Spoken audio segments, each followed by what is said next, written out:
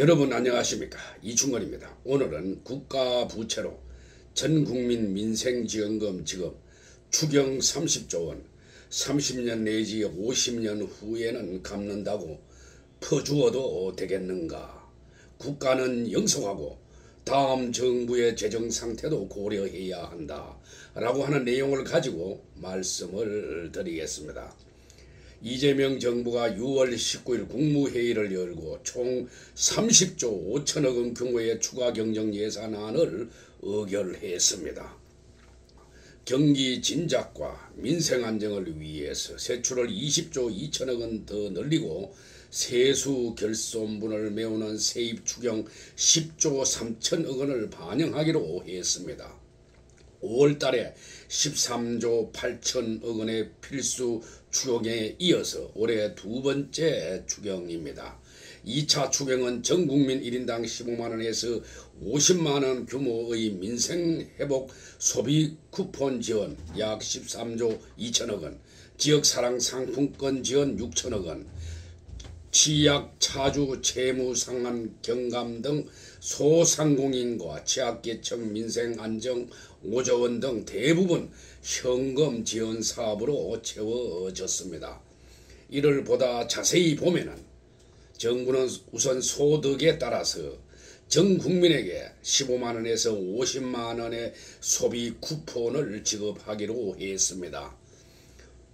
정부가 전 국민에게 지원금을 주는 것은 2020년 코로나 팬데믹 이후 5년 만입니다.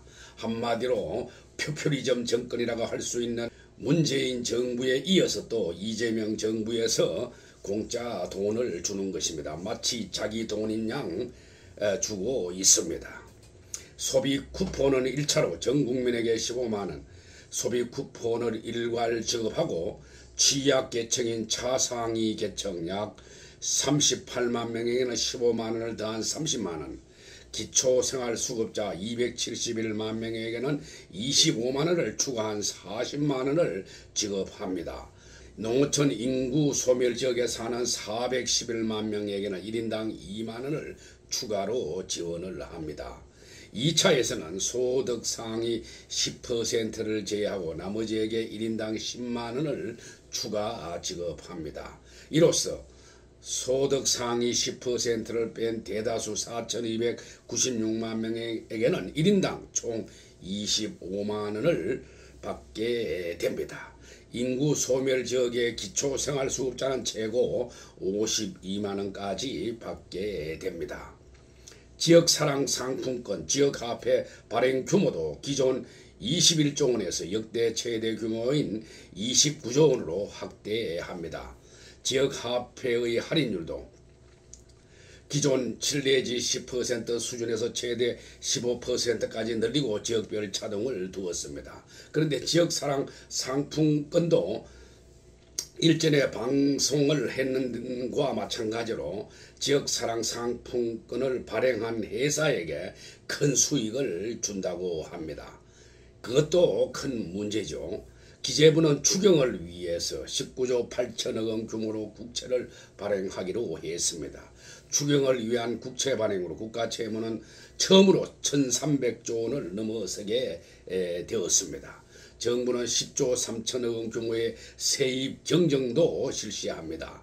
세입 경정이라고 하는 것은 정부가 당초 예상한 세입과 실제 세입의 차이가 클 것으로 보일 때 이를 조정하는 절차입니다.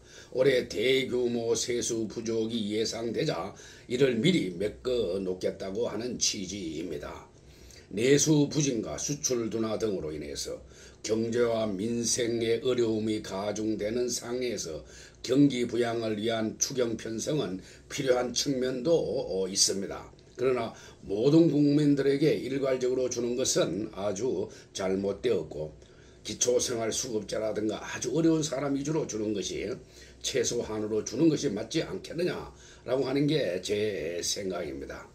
1차와 2차 추경 집행으로 우리나라 올해 경제 성장률은 당초 전망치보다 0.2%포인트 정도 올라갈 것으로 전망이 됩니다. 하지만은 정부가 빚을 내서 현금성 지원을 하면서 국가 채무는 1,300조 원, 국내 GDP 대비 국가 채무 비율은 49%를 각각 넘어서게 되었습니다.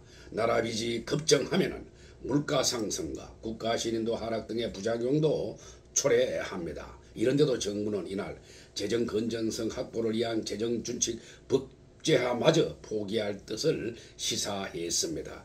자기 정부 때 실컷 퍼주고 좋은 소리만 들으면 된다, 이런 논리가 아닌가 저도 심히 우려가 됩니다.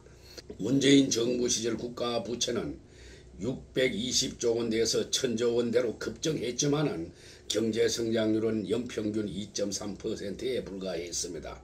문재인 정부는 이전에 국가 부채가 D1이 국가 채무가 D1이 627조 원이었는데 그것의 약 70%인 400조 원이나 증가시킨 정권입니다. 재정 중독에 빠져서 퍼주기 정책으로 일관하면서 신성장 동력 발굴과 노동과 교육 등 구조개혁은 뒷전으로 미루었기 때문입니다. 이재명 정부는 내년도 본예산을 산업경쟁력 강화, 취약계층 핀셋 지원 등에 초점을 맞춰 편성해야 할 것입니다. 또 지속가능한 재정을 만들기 위해서 양곡관리법 등 선심성 포퓰리즘 입법 정책을 지향하고 비과세 감면 조치 정비, 강력한 지출 구조 조정 등에 나서야 할 것입니다. 나아가 지방교육재정교부금 등 의무지출을 구조조정하는 등 국가재정 운영의 근본적 개편 방안도 마련해야 할 것입니다. 소상공인 빚 탕감은 자칫 도덕적 해이를 유발하고 신용질서의 근간을 흔들 수 있는 만큼 엄격한 심사 기준과 절차에 따라서 진행하고 자영업 구조 조정을 병행하는 것이 바람직할 것입니다. 이제부터 이재명 정부의 포퓰리즘적 정책이 시작되는 것 같습니다. 이재명 정부는 자기 정권 5년 만에 국가가 존재하는 것이 아니고 다음 정권도 있고 우리나라는 영속되어야 하기 때문에 국가 부채를 증가시켜 놓으면 다음 정권은 어떻게 재정 운영을 하라고 하는지 묻지 않을 수 없습니다.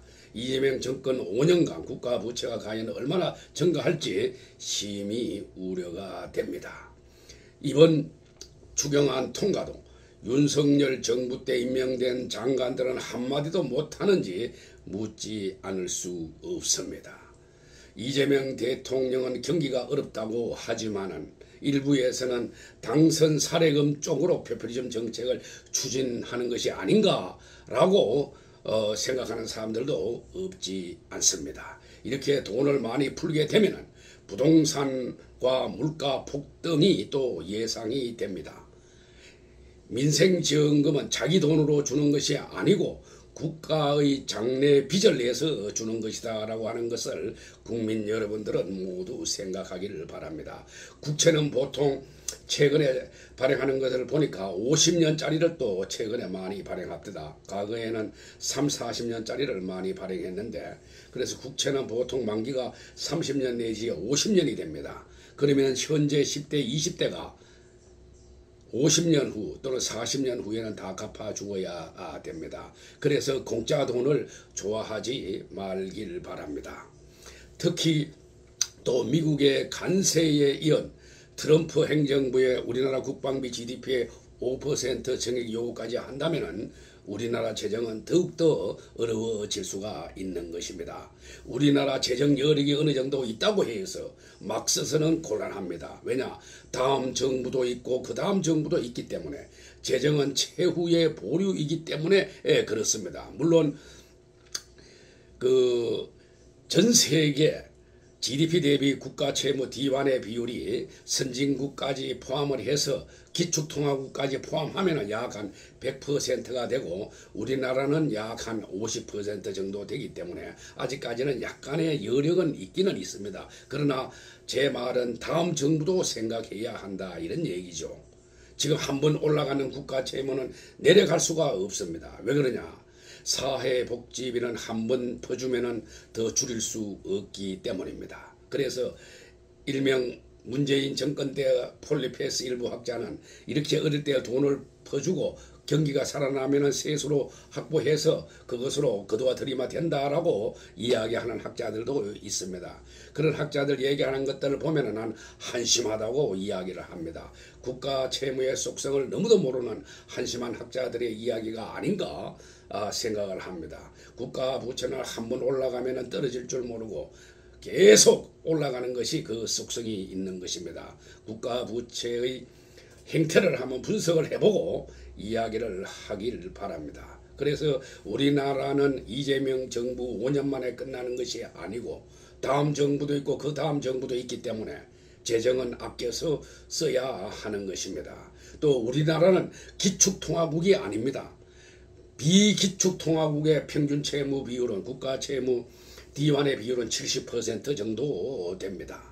그래서 이 정도로 가면은 우리나라 국가 채무 비율 D1이 70% 되는 것은 아마 금방 되지 않을까 저는 이렇게 생각을 하고 있습니다. 그래서 재정은 채후의 보류이기 때문에 아껴서 써야 되는 것입니다.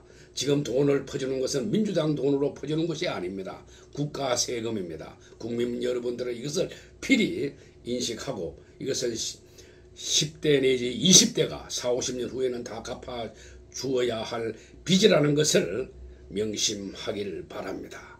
오늘 방송은 여기서 마치겠습니다. 제 영상을 끝까지 시청해 주신 여러분들께 감사의 말씀을 드립니다.